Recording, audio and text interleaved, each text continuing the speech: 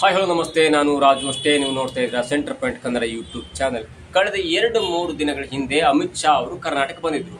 ಮಹಾದೇವಪುರ ಕ್ಷೇತ್ರದ ಒಂದು ಆಸ್ಪತ್ರೆಗೆ ಉದ್ಘಾಟನೆ ಬಂದಾಗ ರಾಜ್ಯ ಬಿಜೆಪಿಯಲ್ಲಿ ಆಗ್ತಾ ಇದ್ದಂತ ಬಣಗಳ ಬಡಿದಾಟದ ಗುತ್ತಿಗೆ ಅಥವಾ ಬಣ ಬಡಿದಾಟಕ್ಕೆ ಒಂದು ಮದ್ದರಿತಾರಂತೆ ಎಲ್ಲಾ ರಾಜಕೀಯ ವಿಶ್ಲೇಷಕರು ಮಾತಾಡಿದ್ರು ಮತ್ತು ಬಿಜೆಪಿ ಆಂತರಿಕ ವಲಯದಲ್ಲಿ ಕೂಡ ಇತ್ತು. ಯಾಕಂದ್ರೆ ಕಳೆದ 3-4 ತಿಂಗಳಿಂದ ರಾಜ್ಯ ಬಿಜೆಪಿ ಘಟಕದಲ್ಲಿ ಈ ರಾಜ್ಯ ಅಧ್ಯಕ್ಷರ ಗುದ್ದಾಟ ಇದೆಯಲ್ಲ, ತನಗ್ ಬೇಕು ಅವರನ್ನು ಇಳಿಸಬೇಕು, ಇವರನ್ನ ಮಾಡಬೇಕು ಅನ್ನೋ ಗುದ್ದಾಟ ಇದೆಯಲ್ಲ, ಅದು ತಾರಕಕ್ಕೇರ್ಬಿಟ್ಟಿದೆ.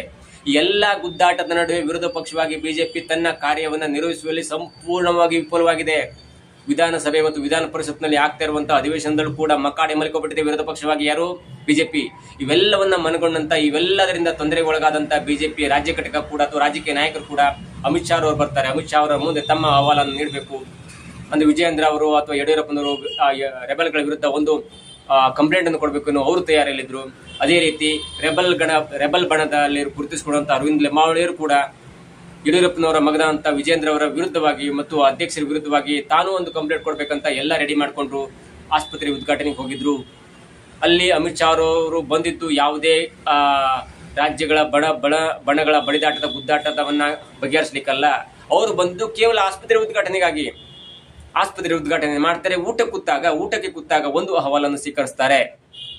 ಯಾಕಂದ್ರೆ ಊಟಕ್ಕೆ ಕೂತಾಗ ಯತ್ನಾಳ್ ಅವರ ಬಣದಿಂದ ರಿಪ್ರೆಸೆಂಟ್ ಮಾಡ್ತಿದ್ದಂತ ಅರವಿಂದ್ ಲಿಂಬಾವಳಿ ಅವರು ಒಂದು 2 ಪುಟಗಳ ಒಂದು ಚೀಟಿಯನ್ನ ಹಸ್ತಾಂತರ ಮಾಡ್ತಾರೆ.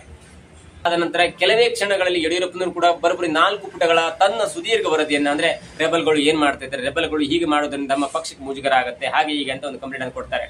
ಅಮಿತ್ ಶಾ ಅವರು 2 ಚೀಟನ್ನ ತೆಗೆದುಕೊಂಡು ತಮ್ಮ ಸಹಾಯಕರ ಹತ್ರ ಕೊಡ್ತಾರೆ ಮತ್ತು ಯಡಿಯೂರಪ್ಪನವರಿಗೆ ಹೇಳ್ತಾರೆ, ಯಾಕೆ ಬಿಜೆಪಿಲಿ ಹೀಗಾಗ್ತಾ ಇದೆ ಅನ್ನೋ ಒಂದೇ ಒಂದು ಮಾತನ್ನು ಹೇಳಿ ಅವರು ಯಡಿಯೂರಪ್ಪನವರಿಗೆ ರಿಪ್ಲೈ ಅನ್ನು ಕೊಡ್ತಾರೆ. ಅದಾದ ನಂತರ ಅರವಿಂದ್ ಲಿಂಬಾವಳಿ ಚೀಟಿ ಕೊಟ್ಟರು ಕೂಡ ಯಾವುದೇ ರಿಪ್ಲೈ ಅನ್ನು ಮಾಡಲ್ಲ ಮತ್ತು ಅವರಿಗೆ ಯಾವುದೇ ಸಂದೇಶವನ್ನು ಕೊಡೋದಾಗ್ಲಿ ಅಥವಾ ಅವರನ್ನು ಎಂಟರ್ಟೈನ್ ಮಾಡೋದಾಗ್ಲಿ, ಓಕೆ ನೀವು ಹೀಗೆ ಮಾಡಿ ಅಂತ ಹೀಗೆ ಮಾಡಿ ಅನ್ನುವ ಒಂದು ಮನವಿಯನ್ನು ಮಾಡೋದಾಗ್ಲಿ, ಸಂದೇಶವನ್ನು ಕೊಡೋದಾಗ್ಲಿ ಅಥವಾ ಗೈಡ್ ಮಾಡೋದಾಗ್ಲಿ ಯಾವುದಕ್ಕೂ ಹೋಗಲ್ಲ. ಅದಾದ ನಂತರ ಊಟಕ್ಕೆ ಕೂತಾಗ ವಿಜೇಂದ್ರ ಅವರಿಗೆ ಹೇಳ್ತಾರೆ ಅಮಿತ್ ಶಾ ಅವರು, ಯಾಕೆ ನಿಮ್ಮ ಹತ್ರ ಎಲ್ಲರನ್ನು ಒಗ್ಗೂಡಿಸಿಕೊಂಡು ಹೋಗುವ ಒಂದು ಮನೋಭಾವನೆ ಇಲ್ಲ, ಅದನ್ನ ಮಾಡದಿದ್ರೆ ರಾಜ್ಯದ ಬಿಜೆಪಿ ಅಧ್ಯಕ್ಷರಿಗೆ ಏನು ಮರ್ಯಾದೆ ಸಿಗುತ್ತೆ ಅಥವಾ ನಿಮ್ಮ ಕೆಲಸ ಏನು? ರಾಜ್ಯದ ಬಿಜೆಪಿ ಅಧ್ಯಕ್ಷರಾದವರು ಎಲ್ಲರನ್ನ ಸರಿಸಮಾನವಾಗಿ ತಗೊಂಡು ಹೋಗ್ಬೇಕಲ್ವಾ? ಯಾಕೆ ನೀವು ಕೆಲವೊಬ್ಬರನ್ನ ಮಾತ್ರ ನಿಮ್ಮ ಆತ್ಮವಿಶ್ವಾಸಕ್ಕೆ ತೆಗೆದುಕೊಂಡು ಹೋಗ್ತೀರಿ, ಕೆಲವೊಬ್ಬರನ್ನ ಯಾಕೆ ನೀವು ಹಾಗೆ ಬಿಟ್ಟು ಹೋಗ್ತೀರಿ ಎನ್ನುವ ದೊಡ್ಡ ಸಂದೇಶವನ್ನು ಎಚ್ಚರಿಕೆಯನ್ನು ಕೊಟ್ಟರು. ಅಮಿತ್ ಶಾ ಅವರು ಯಾರ ಬಗ್ಗೆ ಮಾತಾಡಿಲ್ಲ. ಯಡಿಯೂರಪ್ಪನವರು ಚೀಟಿ ಕೊಟ್ಟರು, ಇಸ್ಕೊಬಿಟ್ರು. ಅರವಿಂದ್ ಲಿಂಬಾವಳಿಯವರು ಒಂದು ಚೀಟಿ ಕೊಟ್ಟರು, ಇಸ್ಕೊಬಿಟ್ರು. ಮತ್ತು ನೀವೆಲ್ಲರೂ ಕೂಡ ರೆಬಲ್ಗಳು ಹೈಕಮಾಂಡ್ ಜೊತೆ ಮಾತಾಡ್ಬೇಕಂದ್ರೆ ನೀವು ಡೆಲ್ಲಿಗೆ ಬನ್ನಿ ಅಂತ ಹೇಳಿ ಒಂದೇ ವಾಕ್ಯದಲ್ಲಿ ಮುಗಿಸ್ಕೊಬಿಟ್ರು. ಆದ್ರೆ ಅಮಿತ್ ಶಾ ಅವರು ವಿಜೇಂದ್ರ ಅವರ ಹೇಳಿದ ಮಾತಿದೆಯಲ್ಲ, ಅದು ವಿಜೇಂದ್ರ ಅವರಿಗೆ ತಲ್ಲವಾಗಿ ಪರಿಣಮಿಸಿದೆ ಮತ್ತು ತಬ್ಬಿಬ್ಬಾಗ್ಬಿಟ್ಟಿದ್ದಾರೆ. ಯಾಕೆ ನನ್ನ ಜೊತೆ ಹೀಗೆ ಮಾತಾಡಿದ್ರು, ನಾನೇನ್ ತಪ್ಪು ಮಾಡಿದ್ದೇನೆ, ನಾನು ಎಲ್ಲಾ ಯುವಕರನ್ನ ಒಗ್ಗೂಡಿಸಿಕೊಂಡು ಹೋಗ್ತಾ ಇದ್ದೇನೆ, ರಾಜ್ಯದ ಬಿಜೆಪಿಯನ್ನು ಕಟ್ತಾ ಇದ್ದೇನೆ, ನನ್ನ ನೇತೃತ್ವದಲ್ಲಿ ಸರಿಸುಮಾರು 19 ಸೀಟ್ ಬಂದಿದೆ, ಅಂದ್ರೆ 17+2 ಮೈತ್ರಿ ಮುಖಾಂತರ ಜೆಡಿಎಸ್ ಕೂಡ 2 ಗೆದ್ದಿದೆ. ಆ 2 ಗೆಲ್ಲಿ ಕೂಡ ನಮ್ಮ ರಾಜ್ಯದ ಸಂಘಟನೆ ಮತ್ತು ನನ್ನ ಅಧ್ಯಕ್ಷತೆಯಲ್ಲಿ ಗೆದ್ದಿದ್ರ ಕಾರಣ ನಾನು ಅಷ್ಟು ಶ್ರಮ ವಹಿಸಿ ಇಡೀ ರಾಜ್ಯವನ್ನ ಸಂಚಲನ ಮಾಡಿ ಎಲ್ಲರನ್ನೂ ಆತ್ಮವಿಶ್ವಾಸಕ್ಕೆ ತೆಗೆದುಕೊಂಡು ನಾನು ರಾಜ್ಯ ಬಿಜೆಪಿಯನ್ನು ಕಟ್ಟುವಲ್ಲಿ ಅವಿರತ ಶ್ರಮವನ್ನು ವಹಿಸ್ತಾ ಇದ್ದೇನೆ. ಆದ್ರೂ ಕೂಡ ಅಮಿತ್ ಶಾ ಅವರು ಯಾಕೆ ಹೀಗೆ ಮಾತಾಡಿದ್ರು ಎನ್ನುವ ದೊಡ್ಡ ಗೊಂದಲಕ್ಕೆ ಒಳಗಾಗಿದ್ದಾರೆ. ಆದ್ರೂ ಕೂಡ ವಿಜೇಂದ್ರ ಅವರಿಗೆ ಒಂದು ನಂಬಿಕೆ ಇದೆ, ನನ್ನ ಬದಲಾವಣೆ ಮಾಡಿದ್ರು ಕೂಡ ಅದು ಹೈಕಮಾಂಡ್ ಮುಖಭಂಗವಾಗತ್ತೆ. ಏನಾದ್ರೂ ನನ್ನನ್ನ ಈಗಲೇ ಬದಲಾವಣೆ ಮಾಡಿದ್ರೆ ಅದು ರಾಜ್ಯ ಬಿಜೆಪಿಯಲ್ಲಿ ಕೆಟ್ಟದಾದ ಸಂದೇಶವನ್ನು ರವಾನೆ ಮಾಡುತ್ತೆ ಮತ್ತು ನನ್ನ ಪರವಾಗಿರುವಂತ ಲಿಂಗಾಯತ ಕಮ್ಯುನಿಟಿಯ ಮಠಾಧೀಶರು ಮತ್ತು ಅನೇಕ ರಾಜಕೀಯ ಮುಖಂಡರು ಅವರಿಗೆ ಬೇಸರ ಆಗತ್ತೆ. ಇವೆಲ್ಲವೂ ಕೂಡ ಅಮಿತ್ ಶಾ ಅವರಿಗಿದೆ. ಅಮಿತ್ ಶಾ ಅವರು ಹೇಳಿದ್ದು ನನಗೆ ಬುದ್ಧಿ ಮಾತನ್ನ ಎನ್ನುವ ಮನೋಭಾವ ಹೊಂದಿದ್ರು ಕೂಡ ಅಮಿತ್ ಶಾ ಅವರು ಹೇಳಿದ ಮಾತಿದೆಯಲ್ಲ, ಅದು ಒಂದು ಕಡೆ ವಿಜೇಂದ್ರ ಅವರಿಗೆ ಮುಂದಿನ ಭವಿಷ್ಯಕ್ಕೆ ತೊಂದರೆ ಆಗುವುದಂತೂ ಸತ್ಯ. ಅಮಿತ್ ಶಾ ಅವರವರು ಡೆಲ್ಲಿಗೆ ಬಾ ಅಂತ ಹೇಳ್ತಾರೆ, ಆದ್ರೆ ಡೆಲ್ಲಿಯಲ್ಲಿ ಮಾತಾಡ್ಸಲ್ಲ.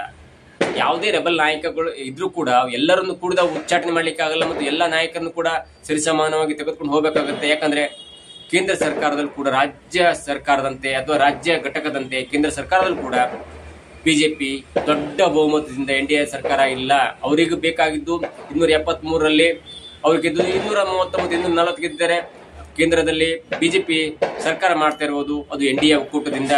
ಅವರಿಗೆ ಟಿಡಿಪಿ ಸಪೋರ್ಟ್ ಮಾಡ್ತಿದೆ, ಶಿವಸೇನೆ ಸಪೋರ್ಟ್ ಮಾಡಿದೆ. ಹೀಗಾಗಿ ಅವರ ಒಟ್ಟು ಬೆಂಬಲ ಸರಿಸುಮಾರು 300ರಿಂದ 312 ಅಷ್ಟಿದೆ. ಯಾವುದೇ ಒಂದು ಪಕ್ಷದಿಂದ ಯಾರನ್ನು ಉಚ್ಚಾಟನೆ ಮಾಡಿದ್ರೆ ಅದು ಬೇರೆ ಪಕ್ಷಗಳಿಗೂ ಕೂಡ ಅದು ಅನ್ವಯವಾಗುತ್ತೆ. ತಮ್ಮ ಸಹಪಾಠಿ ಪಕ್ಷದವರಿಗೆ ಬೇಜಾರಾಗುತ್ತೆ. ನೋಡಿ, ತಮ್ಮನ್ನ ಉಪಯೋಗಿಸಿಕೊಂಡು ಅವರನ್ನು ಉಚ್ಚಾಟನೆ ಮಾಡಿದ್ರು ನಮಗೆ ಮುಂದೆ ಇದೇ ಪರಿಸ್ಥಿತಿ ಬರ್ಬೋದು ಎನ್ನುವ ನಿಟ್ಟಿನಲ್ಲಿ ಯೋಚನೆ ಮಾಡಬಹುದು. ಹಾಗಾಗಿ ಯಾವುದೇ ರೆಬಲ್ ನಾಯಕರನ್ನು ಕೂಡ ಉಚ್ಚಾಟನೆ ಮಾಡುವ ಗೊಂದಲಕ್ಕೆ ಅಥವಾ ಗೋಜಿಗೆ ಈಗ ಸದ್ಯ ಬಿಜೆಪಿ ಹೈಕಮಾಂಡ್ ಹೋಗ್ತಾ ಇಲ್ಲ. ಎಲ್ಲರಿಗೂ ಒಂದೇ ಮದ್ದು, ಏನಂದ್ರೆ ನೀವು ಡೆಲ್ಲಿಗೆ ಬನ್ನಿ ಮಾತಾಡ್ತೇನೆ ಅಂತ. ಡೆಲ್ಲಿಗೆ ಹೋದ್ರೆ ಮಾತಾಡ್ಸಲ್ಲ. ಹಾಗಾಗಿ ಯಾವುದೇ ರೆಬಲ್ ನಾಯಕ ಯಾವುದೇ ಒಂದು ಆಕ್ರೋಶದಿಂದ ಸಡನ್ ಸ್ಟೇಟ್ಮೆಂಟ್ ಕೊಟ್ಟರು ಕೂಡ ಅದು 2 ತಿಂಗಳ 3 ತಿಂಗಳ ಕಾಲ ನಂತರ ಅದು ಶಮನವಾಗುತ್ತೆ. ಹಾಗಾಗಿ ಈ ಬಿಜೆಪಿಯ ಹೈಕಮಾಂಡ್ ಇದೆಲ್ಲ ಒಂದು ಚಾಣಕ್ಯ ಬುದ್ಧಿಯನ್ನು ಉಪಯೋಗಿಸ್ತಾ ಇದೆ. ಏನಾದ್ರೂ ರೆಬಲ್ಗಳು ಪಕ್ಷದ ವಿರುದ್ಧವಾಗಿ ಮುಗಿಬಿದ್ರೆ ಅವರನ್ನ ನೇರವಾಗಿ ಕಾಂಟ್ಯಾಕ್ಟ್ ಮಾಡಿ ನೀವು ಡೆಲ್ಲಿಗೆ ಬನ್ನಿ, ನಿಮ್ಮನ್ನ ಮಾತಾಡಿಸ್ತೇನೆ ಅಂತ ಹೇಳಿ ಡೆಲ್ಲಿಯಲ್ಲಿ ಯಾವುದೋ ಒಂದು ದೊಡ್ಡ ಹುದ್ದೆಯಲ್ಲಿ ಇರದಂತ ಒಬ್ಬ ಕಾರ್ಯಕರ್ತನನ್ನ ಒಬ್ಬ ಕಾರ್ಯದರ್ಶಿಯನ್ನ ಮಾತಾಡಿಸಿ, ಓಕೆ ನಿಮ್ಗೆ ಹೀಗೆ ಮಾಡ್ತೇನೆ, 3 ತಿಂಗಳು ವೇಟ್ ಮಾಡಿ ಎನ್ನುವ ಸಮಾಧಾನದ ಮಾತಿನೊಂದಿಗೆ ಅವರನ್ನು ವಾಪಸ್ ಕಳಿಸ್ಬಿಡ್ತಾರೆ. ಅದಾದ ನಂತರ ಅವರೇ ಕೂಡ ರೆಬಲ್ಗಳಾಗಿ ಗುರುತಿಸಿಕೊಳ್ಳುವಂತ ಅನೇಕರು ಸುಮ್ಮನೆ ಆಗ್ಬಿಡ್ತಾರೆ ಮತ್ತು ಪಕ್ಷದ ಸಂಘಟನೆಯಲ್ಲಿ ಅವರು ತೊಡಗಿಸ್ಕೊಳ್ತಾರೆ.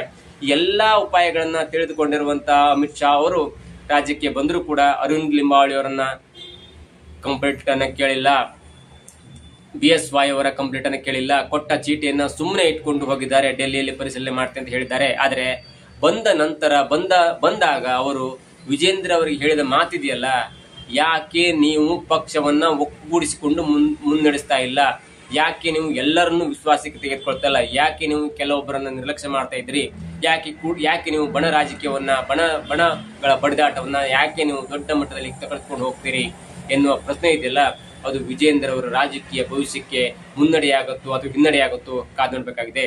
ಇದಾಗಿತ್ತು ಇವತ್ತಿನ ವಿಶೇಷ. ನೋಡ್ತಾ ಇರಿ centre point Kannada YouTube channel.